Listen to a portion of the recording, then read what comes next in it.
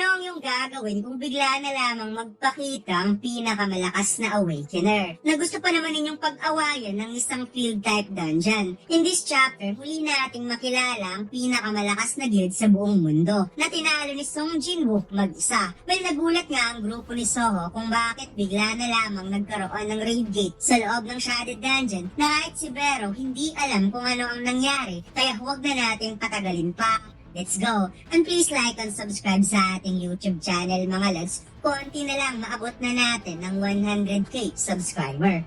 Nagsimula ang chapter kung saan nag-uusap ang mga injured na hunter na nirecruit ni Jinwoo kung hindi ba mapanganib ang kanilang ginagawa. Dahil 5 million won bawat isa sa kanila para maghintay hanggang sa lumabas ang taong yon sa gate. At ang nag-iisang kondisyon ay hindi nila ipagsasabi kung ano ang kanilang nakita o narinig. Nayon po niyang ang pera na parang ipinamimigay lang ay napakawalang sense. Kung titingnan natin ang babaeng ito mga lods ay parang kahawig ni Han Song-yi. At kung naaalala natin, isa rin si Han Song-yi na na-recruit ni Jinwoo para makumpleto ang requirements ng Hunter Association. Sinabi ng Hunter na may saklay na pang-apat na daw nila itong ginawa. So kung susumahin, nasa 20 million na ang kanilang kinita bawat isa sa kanila. Wika niya, ang pag-close ng mga hunter sa gate ay nakakatulong sa mga mamamayan, kaya walang masama sa kanilang ginagawa. Ngunit tugon ng babae na mayroon pa rin kakaiba sa kanilang ginagawa, kaya pinagsabihan siyang mag-quit na lamang, kung saan napakamot tuloy siya sa kanyang ulo dahil malaki din yung 5 million won, di ba?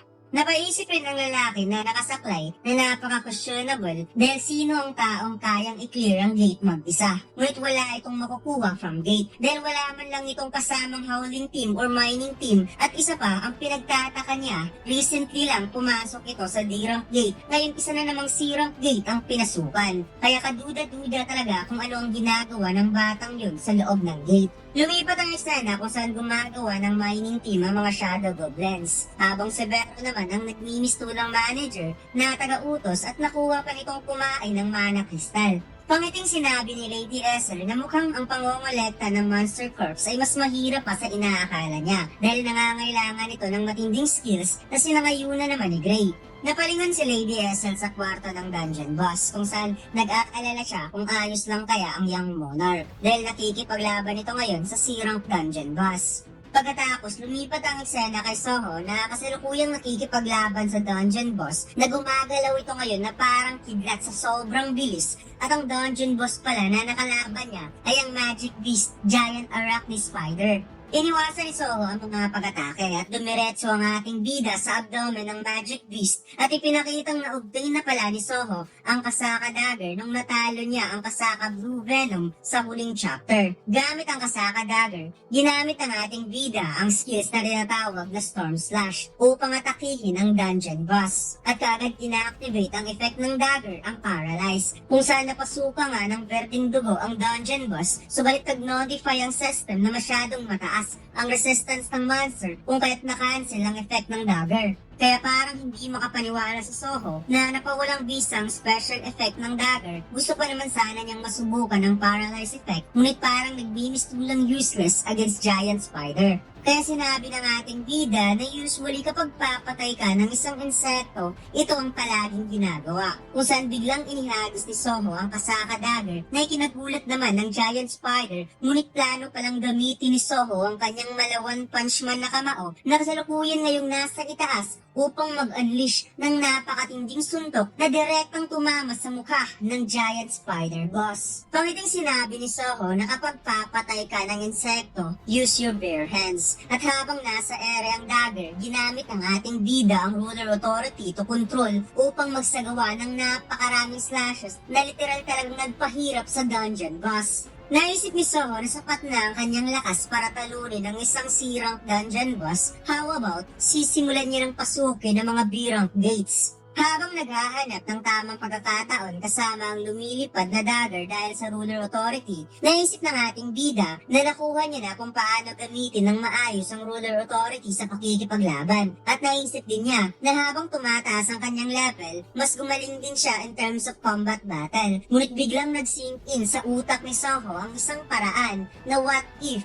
pagsasamahin niya ang dalawa. Ang skills na Ruler Authority na ginagamit niya upang pagalawin ang isang bagay Ano kaya ang mangyayari kung ang invisible coat ng ruler authority ay ilalagay niya sa kanyang kamao at gamitin pang atake? Kung kaya't kaagad sinubukan ng ating bida ang isang napaka-intelligence na idea dahil mas malakas nga ang atake ng ruler authority kumpara sa physical niyang lakas. Kung saan parang nag-charge up si Soho na mana-jack in point na kapangyarihan ni Gon na makikita mo talaga na sobrang lakas nito dahil umapaw napakatinding pinagsamang kapangyarihan kaya parang binagsakan ng langit ang giant spider boss na parang lightning thunder ang tumama sa likod ng magic beast. Nagkaroon ito ng napakalakas na pagsabog at ipinakitang bumaon sa lupa ang boss at kaagad nag-notify ang system na nagawang matalo ni Soho ang giant arachne spider at nabigyan ng ating bida ng isang level up at ang skills ng ruler authority ay nag-level up din. Ngunit tumaas naman ang fatigue ni Soho ng 83 points. Dahil ang paggamit pala ng bago niyang kakayahan ay nangangailangan ng matinding concentration ay napagod talaga siya ng sobra at mukhang hindi niya ito kakayanin kung sunod-sunod niya itong gagamitin.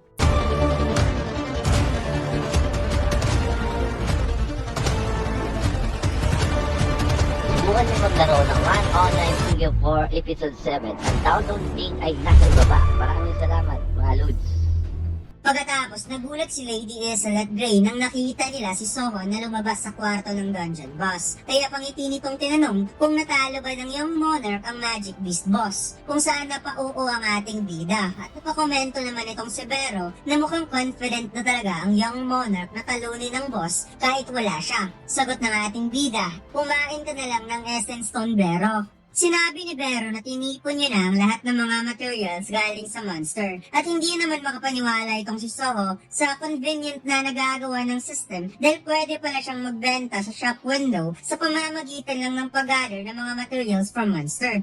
Kinumpara ni Vero ang lakas ni Soho sa mga tao at sa nakikita daw niya parang malapit nang makatungtong ang Young Monarch sa birang. Kung saan nagulat sa saya si Soho at dapat lang daw dahil nadagdagan siya ng 8 level mula nung pumasok sila sa mga dungeon. Dagdag pa ni Vero na mukhang nararamdaman din niyang ang dalawang tanga na kasamahan niya ay lumalakas din mula nung nakasama ang Young Monarch. Na ayon pa ni Lady Isle, nararamdaman din talaga niyang unti-unti siyang lumalakas at bumabalik ang kanyang kapangyarihan, kung saan nag-agree din itong si Grey. Na ipinagtataka talaga ni Lady Isle kung bakit unti-unti niyang nakukuha ang kanyang kapangyarihan, hindi naman siya umiinom ng dugo. Kaya nagulat si Soho sa kanyang nakita dahil nakita niya ang dalawa na nagkaroon din ng level up window from system. Si Lady Isle ay nasa level 19 at si Grey naman ay nasa level 17. Sinabi ni Lady Isle na nakakagulat na magkaroon sila ng level up hindi naman sila player like Song Jinwoo at ibang monarchs. Kaya napaisip ang ating bida na posibleng nakapag-allocate din ang dalawa ng stats points by increasing level up. Masaya siya na kayang mag-level up ang dalawa.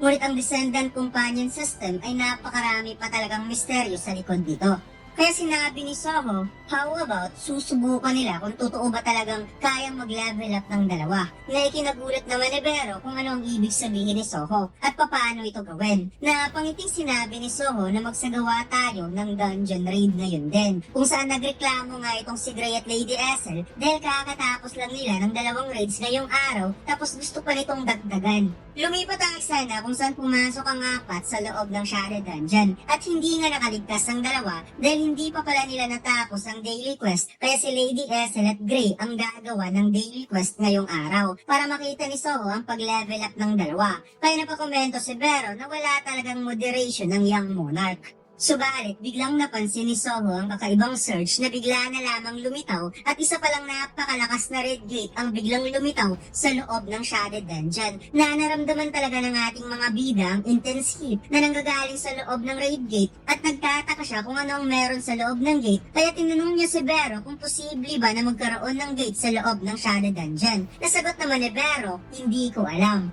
Biglang ipinaalam ng system na mayroong urgent quest na paparating na tinatawag na Dimensional Crack at ipinaliwanag na kailangan nilang i-remove ang sanhi ng pagkakaroon ng Dimensional Crack. Kaya napangiti si Soho nang nalaman na ito ay isang urgent quest since ito nga yung gusto niya.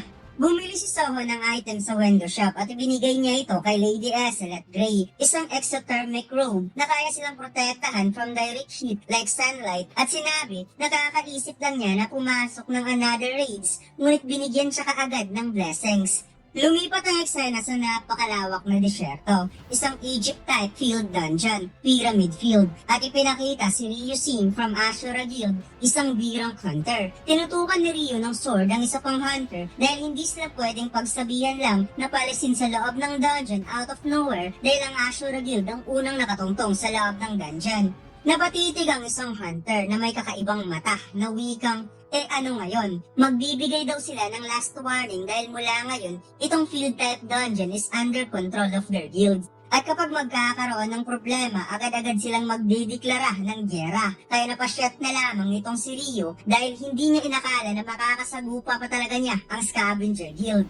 Ipinakilala na siya si Randolph from Scavenger Guild, isang A-rank hunter, at sinabi niya na ang lahat ay magiging nonsense sa harap na may pinakamalakas na kapangyarihan. Sinabihan ni Ryu ang kanyang mga guild member na ihanda ang sarili sa matinding laban, kung saan parang nainis na rin itong si Randolph dahil matigas din ang guild na to, kaya handa na rin ang kanyang member. Subalit may biglang nagtaas ng kamay. Patake na sana itong si Ryu, ngunit bigla itong natigilan at kahit si Randolph nagulat rin dahil nagtanong lang naman ang ating bida na kasalukuyang nakamaskara na wikang, anong lugar to? Naligaw kasi kami at dito lang nagtatapos, ngunit sa tingin ko mga lads, dito na talaga magsisimula ang matinding laban at sagupaan sa series ng Ragnarok dahil nagkakaroon na ng conflict sa ibang guilds at ito yung eksena na maaalala mo ang angas ng fight scene nung nakalaban ni Jinwoo si Baroka from Yaki tribe kung saan nailigtas niya ang guild ni Baek Yunho at pati na rin yung eksena sa High Arc Incident at ngayon ito yung eksena na mapapamangha talaga ang makasaksi kay Soko sa arc na to lalo na yung Scavenger Guild na siyang pinakamalakas na guild sa buong mundo. Ito talaga yung hinahanap ko na magkakaroon ng ganong klaseng eksena dahil nasa chapter 24 pa naman tayo mga lods kaya sobrang dami pa talaga ang pwedeng mangyari sa series ng Ragnarok. At nung tiningnan ko ang novel ng solo leveling Ragnarok, nasa 250 chapters na at hanggang ngayon hindi pa natapos ng author ang pagsusulat kaya possible na mahaba-habang chapter pa talaga ang ating aabangan. At dito lang nagtatapos ang ating kwento mga lods. Huwag mo sanang kalimutang mag-like, comment at mag-subscribe sa ating YouTube channel at mag-follow sa ating Facebook page. Salamat!